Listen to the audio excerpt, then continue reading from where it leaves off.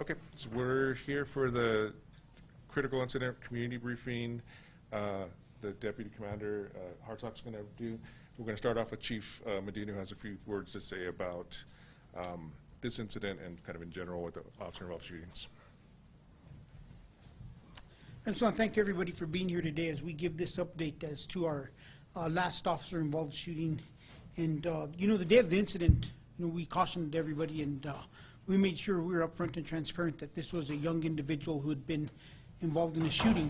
This individual is something that we're seeing more and more of within the city of Albuquerque. I think last week we booked another juvenile on another violent crimes warrant. And it goes in line with what we're seeing across the nation is our officer-involved shootings now, today, as of the last few years during our reform process, have really gotten to the point where, the vast majority of them, we have recovered a firearm. Once again, on this shooting, as you see, we'll recovered another firearm. And the gun violence that we're seeing in the community, I know a lot of times we speak about the homicides that are occurring within the community. It also reaches over to our officers trying to do their job and the danger that they're put in daily by confronting these individuals. Gun violence is a problem for the community, whether it's citizens or our officers. And once again, on this day, we had somebody of younger age armed with a firearm who had a history of violence that our officers had to confront.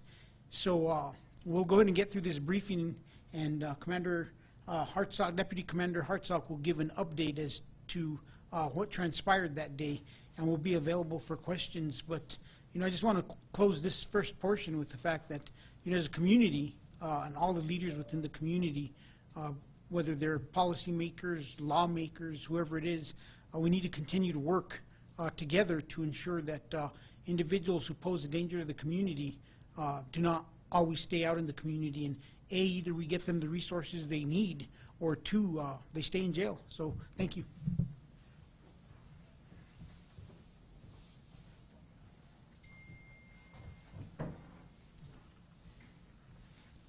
Good afternoon. My name is Deputy Commander Kyle Hartsock with the Criminal Investigations Division.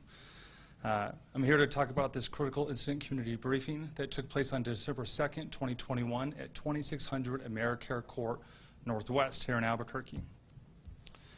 I'm on the wrong screen, guys. 1 second. There we go.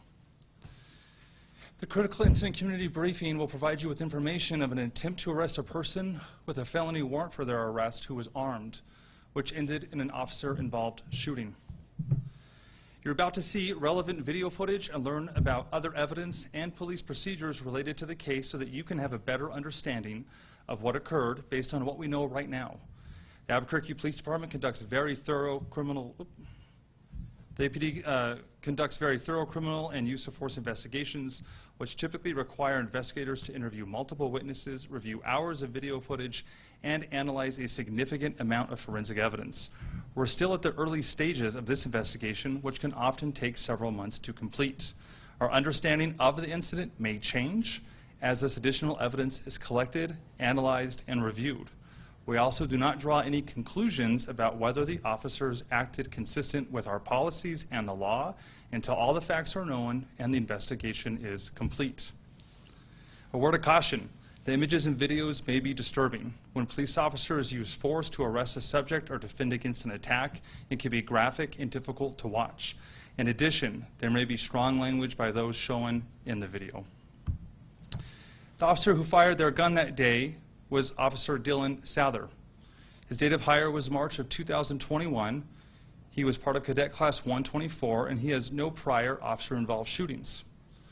His assignment at the time was to the Northwest Area Command, where he was on OJT, or on-the-job training, with a field training officer, which means he was riding with an officer full-time for his entire shift. Currently, he is back to duty in the same area command. This incident started on December 2nd, 2021 in the Northwest Area Command when officers were dispatched to the area of 2600 AmeriCare Court Northwest, which is the Villa Hermosa Apartments, for gunshots being fired. The call initiated with a ShotSpotter alert to our dispatch center and officers working in the area. ShotSpotter is a tool that APD purchased, and it uses acoustic sensing devices to triangulate possible gunfire and then dispatch police officers within minutes. It has led to hundreds of casings being collected around the city since its implementation, which helps ballistic tests to determine patterns of firearm discharges and solve gun crimes. At 7:30 a.m. on December 2nd, ShotSpotter detected a multiple gunshot incident in Albuquerque, New Mexico. They recorded the event and located it at approximately 2616 Sol de Vida Northwest, which is the residence you see just to the left of the center point of that radius. The ShotSpotter system recorded the gunshots. Here is that audio.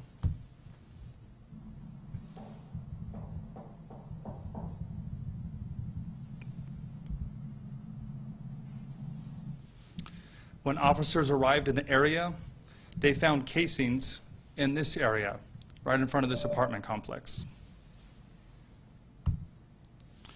Within 2 minutes of the ShotSpotter activation, multiple 911 calls started to come into our dispatch center reporting gunfire. Here is audio from one caller. The exact address that the caller gave was edited out for their privacy. 911 emergency. Hi, 2600 American Court. Just letting my cat out. Gunshots, I don't know, like 6 of them are at this fire, like close enough that my daughter and I hit the ground. How many minutes ago was that? 3, maybe tops. And it sounded like it was from within the complex? Oh my God, it was so close, like. Okay. I was just standing by my sliding glass door, bang, bang, bang, bang, bang.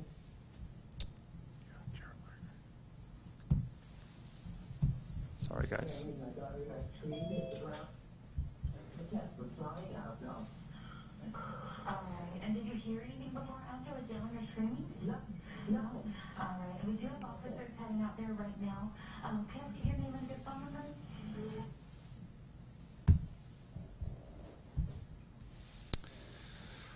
Officers made contact with the 911 caller from 2600 AmeriCorps Court at approximately 7:51 a.m. The officers were advised that the gunshots had come from apartment 15107, which happens to be right in that orange area where the casings were observed. Utilizing the Real-Time Crime Center, officers were able to find prior police reports and other public data that showed who was possibly staying inside the apartment. That included 16-year-old Jesus Lopez. The Real-Time Crime Center and officers were able to check and find that Jesus Lopez had a felony warrant that was issued recently out of Sandoval County for aggravated battery with a deadly weapon. The warrant was active at that point. From 7:50 a.m., about the time they arrived, until 9:27 a.m., when the shooting occurred, officers conducted continued research on this individual and other individuals inside the apartment. They waited for more resources to show up from the police department to make sure the area was safe and secured. And they near nonstop asked all the occupants of the apartment to please exit and surrender peacefully. At 8:29 a.m., 2 individuals exited apartment 15107. They were briefly detained, identified, and released. The individuals stated there were more people inside the apartment. That perimeter was established. We've now started to also give public address announcements over the loudspeakers on the patrol cars. These announcements continued throughout the incident. Around 8:58 a.m., Jesus Lopez came to one of the windows or the patio doors of the apartment. Officers saw him. They identified themselves as police officers and told him he has a warrant for his arrest and he needs to surrender. Jesus retreated back into the apartment. At approximately 9:26 a.m., an unknown female emerged from the apartment and said she had no information to share when asked by officers. As officers started to interview her about the occupants of the apartment, Jesus ran out of the apartment and fled in the opposite direction of the immediate officers. Here is the lapel camera view from one of the officers who was right nearby the apartment, who starts to talk to the female when she walks out. This is the Albuquerque Police Department. This is a police emergency. You need to stay in your homes. If you have an emergency,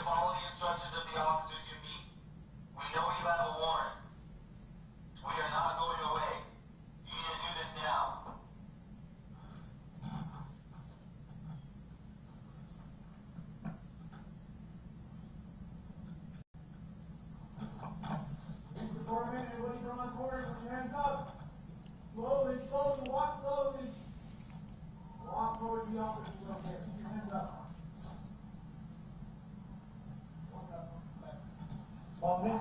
Take number this way.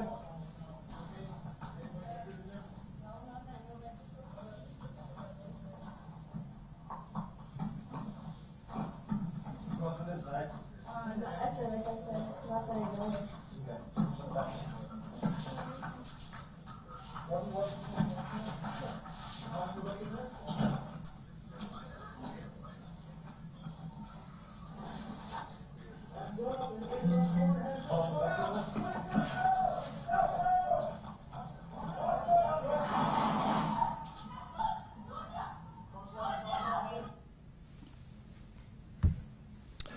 Just on the other side of that police vehicle, you could see in that first video, was a supervisor whose lapel video better captures the flight of Mr. Lopez.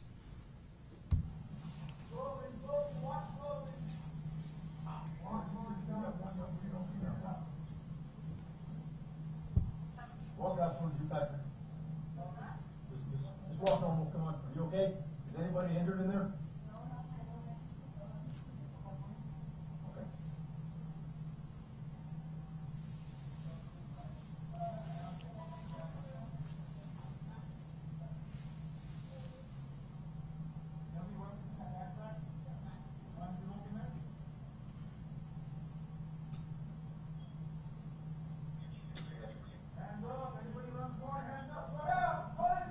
He's running toward you guys with a gun.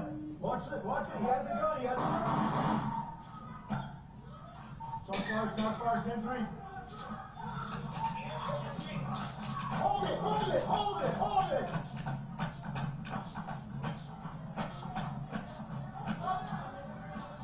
Drop the gun, or drop, oh, secure the gun, secure the gun.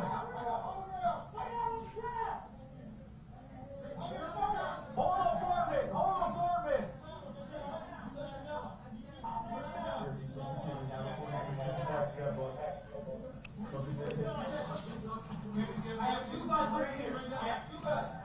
Hold the gun, hold the gun, hold the gun. Right there, right there. Tourniquet him if you have to. South of the apartment, and in the direction Mr. Lopez was running towards, there were 4 officers stationed there for some time before the incident, taking cover behind the building and a marked police vehicle. 2 were in field training, including the shooter, Officer Dylan Sather, as well as their training officers.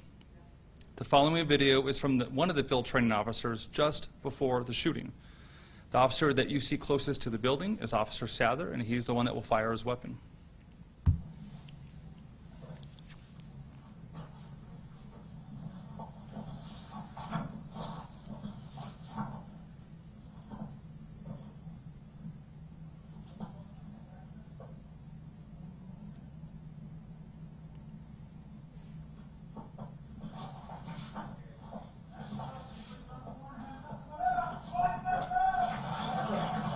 Good, good.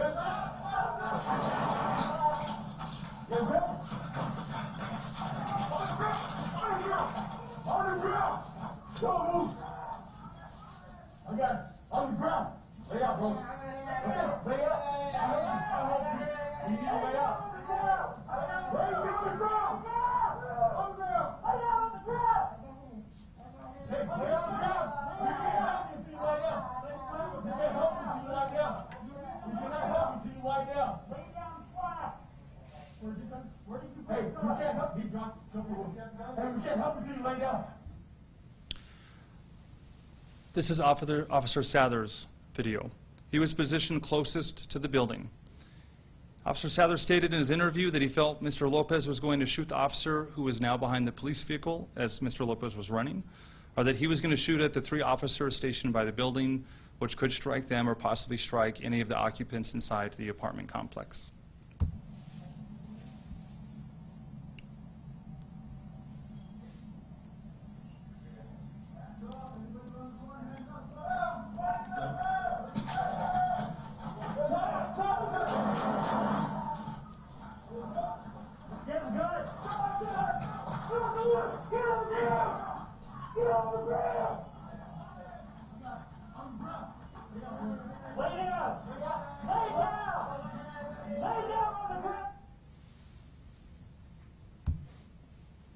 This photo taken from the crime scene is right in front of the apartment that Mr. Lopez ran out of. The yellow markers you see are marking the casings that were recovered from the shot spotter incident.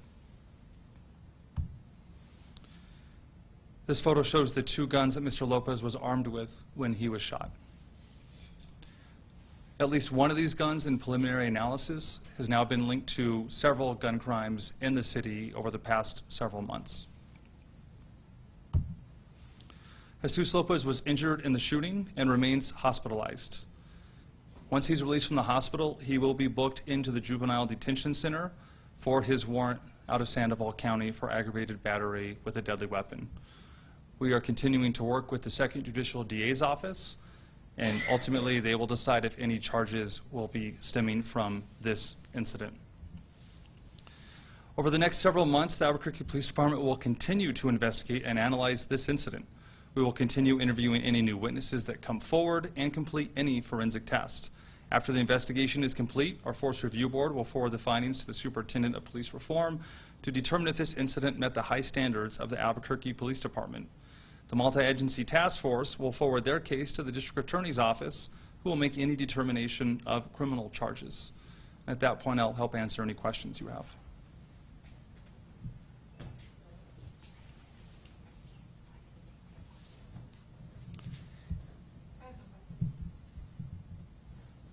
Go ahead.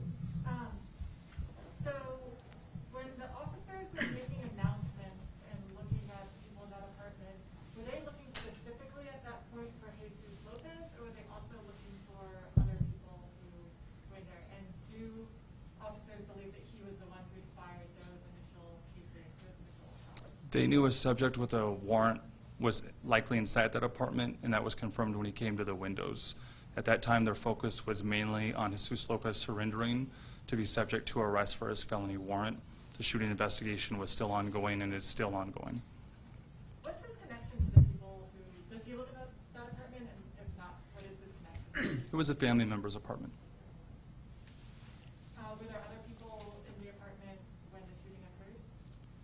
When the officer-involved shooting occurred, I believe there was at least one, yes. Besides the girl who came out?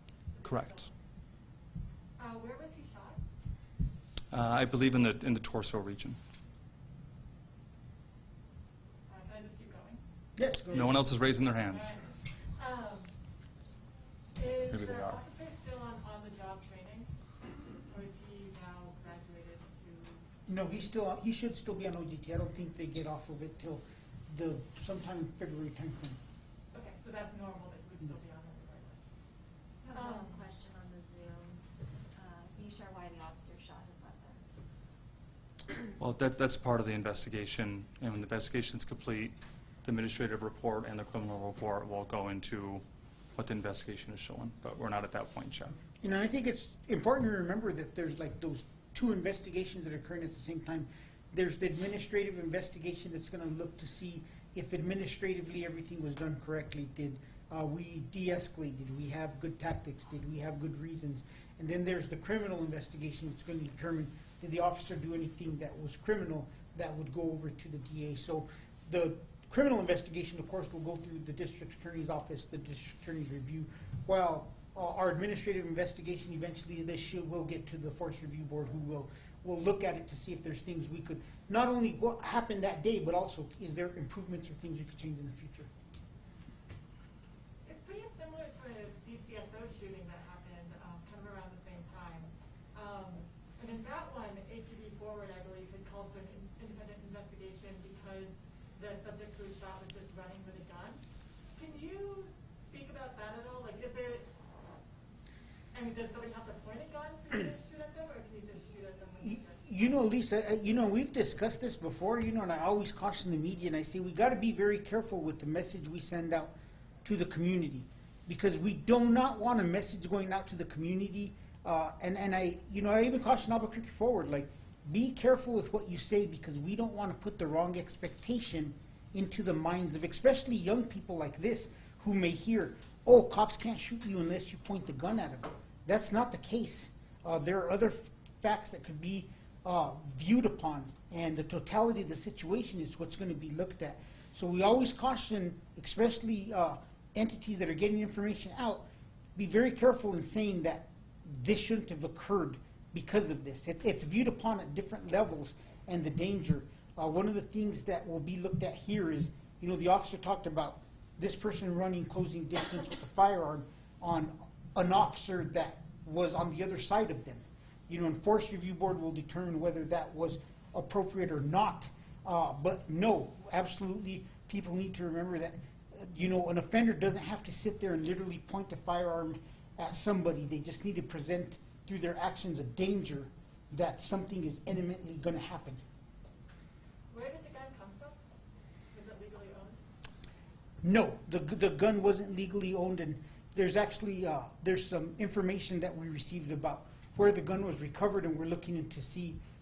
It's very interesting, the history of the gun that we'll get into later, but it's currently part of an active investigation. We're not going to talk about it, are we? No, and his AT was prohibited from having a handgun anyway. at all. So it was illegal contraband in his possession, period. But it wasn't like a family member's gun? No. We're still looking through the history of the guns, but other investigations are pending, so we can't go too deep into that. That was my question. There were two guns, so both of them were, or one was? One gun, sir, has a history inside our NIBIN system, which we have it related to other shooting incidents in the Albuquerque area.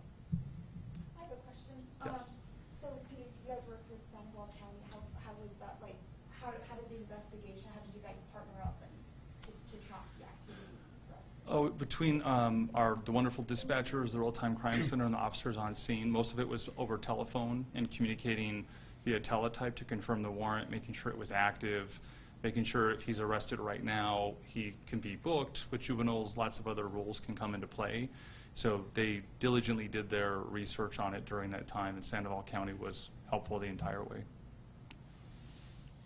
How many shots were fired at Mr. Lopez, and how many actually hit him? I don't know how many hit him, but I believe 3 were fired.